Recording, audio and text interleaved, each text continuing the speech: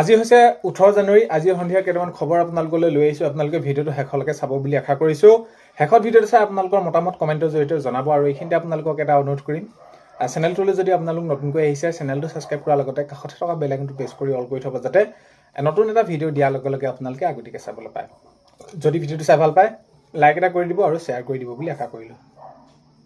প্ৰথমটো খবৰ হৈছে, ভাষণৰ মাজতে প্ৰধানমন্ত্ৰী মোদী ডাঙৰীয়াই চিত্ৰশিল্পীক ধন্যবাদ জনালে। যিহেতু এতিয়া প্ৰধানমন্ত্ৰী ডাঙৰীয়া দুদিনীয়া কাৰ্যসূচীৰে অসমলৈ আহিছিলে আৰু যিহেতু আজি শেষৰ কাৰ্যসূচীত অংশগ্ৰহণ কৰিছে, আপোনালোকে নিশ্চয় গম পাইছে। আৰু তেতিয়া তাতে যিসকল চিত্ৰশিল্পীয়ে প্ৰধানমন্ত্ৰী ডাঙৰীয়াৰ তেনেদৰে ছবি অংকন কৰি লৈ গৈছিলে, তেওঁলোকক বহুত বেছি ধন্যবাদ দিছে। তেওঁলোকক মৰম চেনেহ ইমানখিনি পাইছোঁ বুলি তেনেদৰে জনাইছে। তো ভাষণৰ মাজতে প্ৰধানমন্ত্ৰী ডাঙৰীয়াই সেইখিনি তেওঁলোকক ধন্যবাদ জ্ঞাপন কৰিছে। নেক্সট খবৰ হৈছে, আজি প্ৰধানমন্ত্ৰী ডাঙৰীয়াই যি তেনেদৰে সেইখিনি ভাষণ আৰম্ভ কৰিলে আৰু প্ৰথম ভাষণ আৰম্ভ কৰি আজি অসমীয়াতে আৰম্ভ কৰিছে প্ৰধানমন্ত্ৰী ডাঙৰীয়াই। আপোনালোকে হয়তো সেইখিনি নিশ্চয় চাইছে। আৰু আজি অসমীয়াতে ভাষণ আৰম্ভ কৰিলে প্ৰধানমন্ত্ৰী ডাঙৰীয়াই। নেক্সট খবৰ হৈছে, 35 কিলোমিটাৰ দৈৰ্ঘ্যৰ কাজিৰঙা এলিভেটেড কৰিডৰৰ শিলান্যাস প্ৰধানমন্ত্ৰী ডাঙৰীয়াই আজি সেইখিনি কৰিলে। তো কাজিৰঙা 35 কিলোমিটাৰ দৈৰ্ঘ্যৰ এলিভেটেড কৰিডৰ আৰু সেইখিনিত আজি শিলান্যাস কৰিলে প্ৰধানমন্ত্ৰী ডাঙৰীয়াই।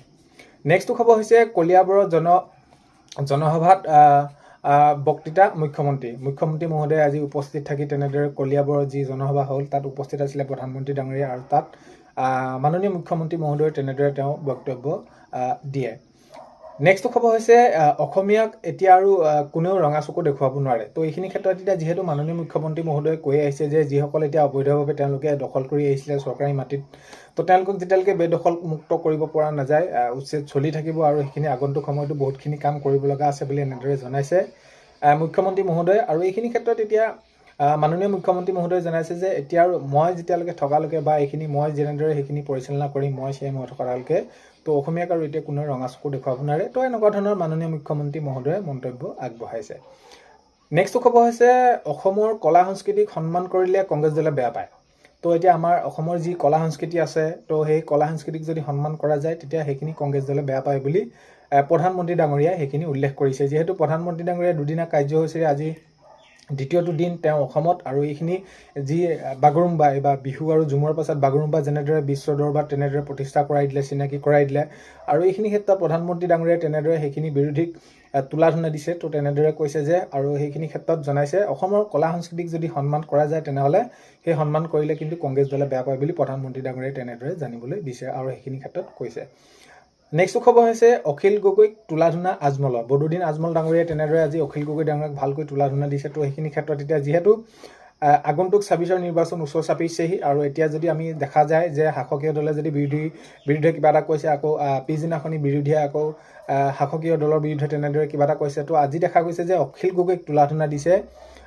আজমল ডাঙৰীয়া, বদৰুদ্দিন আজমল ডাঙৰীয়া একেবাৰে আজি একদম অখিল গগৈক তুলাধনা তেনেদৰে দিয়া দেখা গৈছে। সেইখিনি তেওঁ কি কৰিছে, তেওঁ হৈ সেইখিনি কথা কৈছে যে কেনেকুৱা ধৰণৰ কি কাম কৰে বা কি অখিল গগৈ ডাঙৰীয়া তেনেকুৱা ধৰণৰ সেইখিনি কথা উল্লেখ কৰিছে। নেক্সট খবৰ হৈছে, AIUDFৰ সৈতে কেতিয়াও মিত্ৰতা নহয়। তো AIUDFৰ সৈতে কেতিয়াও মিত্ৰতা নহয় বুলি তেনেদৰে গৌৰৱ গগৈ ডাঙৰীয়াই তেনেদৰে উল্লেখ কৰিছে। তো গৌৰৱ গগৈ ডাঙৰীয়াই উল্লেখ কৰি কৈছে যে AIUDFৰ তেনেদৰে সেই বদৰুদ্দিন আজমল ডাঙৰীয়া যেনেদৰে যি কথা তেনেদৰে বাক্য সেইখিনি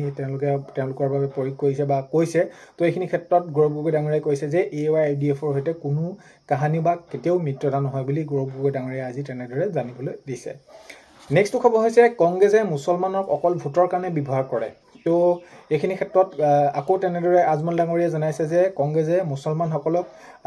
কেৱল ভোটৰ কাৰণেহে ব্যৱহাৰ কৰে বুলি কৈছে। কেৱল ভোটৰ কাৰণেহে ব্যৱহাৰ কৰে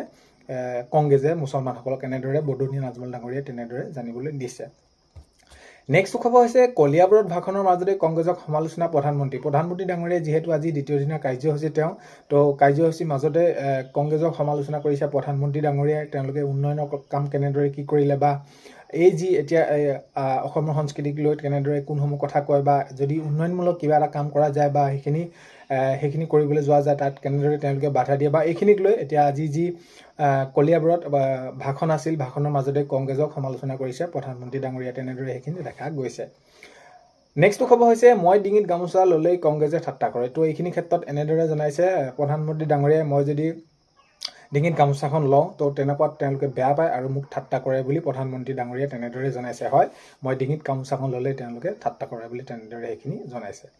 নেক্সট খবৰ হৈছে অখিল গগৈ আৰু গৌৰৱ গগৈ পগলা আখ্যাটো আজমল ডাঙৰীয়াই বৰদুনীন আজমল ডাঙৰীয়া অখিল গগৈ আৰু গৌৰৱ গগৈ ডাঙৰীয়াক তেনেদৰে পগলা আখ্যা দিছে তেওঁ তেনেদৰে সেইখিনি জনাইছে আৰু ২৬ৰ নিৰ্বাচন যিহেতু এতিয়া যিমানে ওচৰ চাপিছে মাজত মাত্ৰ আৰু কেইটামান দিন বুলি ক'ব পাৰি তো এতিয়া এনেকুৱা ধৰণৰকে নিজৰ নিজৰ দলৰ মাজত তেওঁলোকৰ সেইখিনি চলি গৈ আছে তেওঁলোকৰ সেইখিনি যি নিৰ্বাচনী ৰণকৌশল বা এইখিনি ক্ষেত্ৰতে জনাইছে যে অখিল গগৈ ডাঙৰীয়া আৰু গৌৰৱ গগৈ ডাঙৰীয়াই পাগল আখ্যা দিছে আজমল ডাঙৰীয়া বৰদুনীয়া আজমল ডাঙৰীয়াই নেক্সট খবৰ হৈছে গৰাখহনীয়া প্ৰতিৰোধৰ দাবীৰে হাতীশিঙিমাৰীত ওচৰত প্ৰতিবাদ তো তেওঁলোকৰ যি গৰাখহনীয়া আছে গৰাখহনীয়াক লৈ তেওঁলোকে সেইখিনি প্ৰতিবাদ জনাইছে যে আগন্তুক সময়ত এই যি গৰাখহনীয়া এইখিনি ৰোধ কৰিব লাগে নহ'লে এই আগন্তুক সময়ত যি বাৰিষা আহিব লগা আছে তাত আকৌ এই বিভিন্ন তেনেদৰে সমস্যাত তেওঁলোকে ভুক্তভোগী হ'ব বা এনেদৰে তেওঁলোকৰ বাবে অসুবিধা হ'ব বুলি সেইখিনি তেওঁলোকে দাবী জনাইছে নেক্সট খবৰ হৈছে বিধায়ক আজেদ আলী চৌধুৰীলৈ তীব্ৰ সমালোচনা অখিল গগৈ তো সেয়াই সেইখিনি আপোনালোকক ভিডিঅ' প্ৰথমতে কৈছোঁ যে আজি দেখা গৈছে বিধায়ক ৱাজেদ আলী চৌধুৰীকো তীব্ৰ সমালোচনা কৰিছে অখিল গগৈ ডাঙৰীয়া তো অখিল গগৈ ডাঙৰীয়া এতিয়া যিহেতু নিৰ্বাচনৰ বাবে বিভিন্ন জিলাত গৈ তেনেদৰে প্ৰচাৰ চলাই আছে আৰু তেনেদৰে আজি দেখা গৈছে যে অখিল গগৈ ডাঙৰীয়াই বিধায়ক ৱাজেদ আলী চৌধুৰীৰ বিৰুদ্ধে সেইখিনি তীব্ৰ সমালোচনা কৰা দেখা গৈছে নেক্সট খবৰ হৈছে আজি লোকেল লোকাৰণ্য হৈ পৰিল কলিয়াবৰৰ মৌচন্দা পথাৰ তো আজি দেখা গ'ল যে প্ৰধানমন্ত্ৰী ডাঙৰীয়া যি কাৰ্যসূচী আছিল তো এইখিনি ক্ষেত্ৰত আজি দেখা গৈছে লোকেল লোকাৰণ্য হৈ পৰিল কলিয়াবৰৰ যি মৌচন্দা পথাৰ একেবাৰে লোকেল লোকাৰণ্য হৈ পৰা দেখা গৈছে নেক্সট খবৰ হৈছে গৌৰৱ গগৈ অপেন চেলেঞ্জ অখিল গগৈ তো গৌৰৱ গগৈ অপেন চেলেঞ্জ কৰিছে আৰু এতিয়া মিত্ৰতাৰ ক্ষেত্ৰত এতিয়া ২৬ৰ নিৰ্বাচন যিহেতু যিমানে ওচৰ চাপিছে তো মিত্ৰতাৰ ক্ষেত্ৰত যিমানে তেনেদৰে তেওঁলোকে সেইখিনি সংযোগ হ'ব বিচাৰিছে কিন্তু আকৌ যদি দিন বাগৰা যায় তো তেনেদৰে সেইখিনি তেওঁলোকৰ ইজনে সিজনক তেনেদৰে কি কৰা যায় চেলেঞ্জ দিয়ে বা কিবা তেনেদৰে তেওঁলোকৰ মাজত সেইখিনি বাক বিতণ্ডা হৈ থাকে তো গৌৰৱ গগৈ ডাঙৰীয়াক আজি অপেন চেলেঞ্জ দিছে অখিল গগৈ ডাঙৰীয়াই তেনেদৰে সেইখিনি